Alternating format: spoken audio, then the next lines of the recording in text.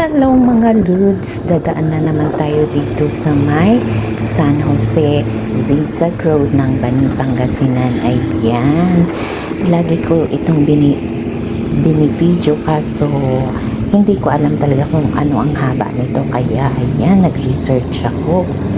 Nasa 2.8 kilometers ito mabuhat dito sa umpisa hanggang doon sa dulo. Ayan, nagtry na rin akong nag-video dati kung ilang minuto ba ang nito, haba nito habang tinatawag ito. So minsan na-video ko ito ng 4 minutes, pero ngayon ewan ko kung hanggang ilang minuto.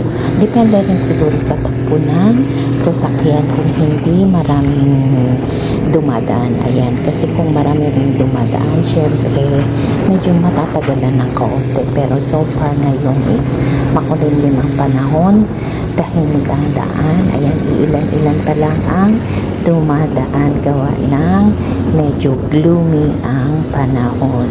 Ayan, kaya medyo palagay ko is mas mabilis ngayon. Ayan, ang ganda talaga ng tanawin dito. Makikita mo ang kapaligiran na napakaluntian ng mga kakahuyan. O diba, green na green pa rin, talagang naalagaan para sa kagandahan at nito, sa mabibigani ka talaga sa pagdaan mo dito kasi napakaganda ng zigzag nito. Ang iba nga pala tinatawag itong Little Baguio of Pangasinan dahil nasa zigzag road na ito. O diba, ang ganda niya, mapapadaan ka sa ibang mga zigzag, pero masasabi kong hindi na maganda ang mga kabundukan doon. Sabi ko, binibiro ko lagi ang mga kabundukan nila ay kalbo na, pero dito talagang alagang-alaga pa rin ng mga tao.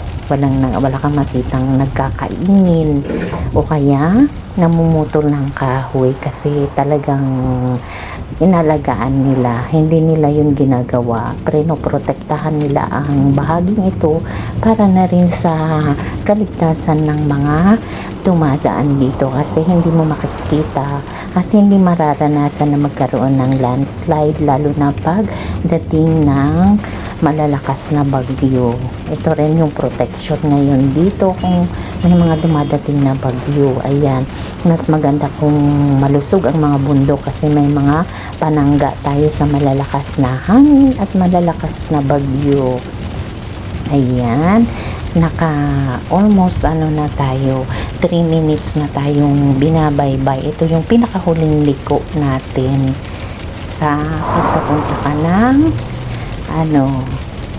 Alaminos or papunta ka ng Maynila. Ayan, 3 minutes na rin. Kaya trinay ko talaga kung ilan ba talaga yung ilang minuto ang tatakbuhin natin. Salamat sa panonood. Sa susunod, i-video ko ulit. Nakita nyo naman talagang ganda ito. Ayan, mini vlog ko lang ito. Nagtatry din.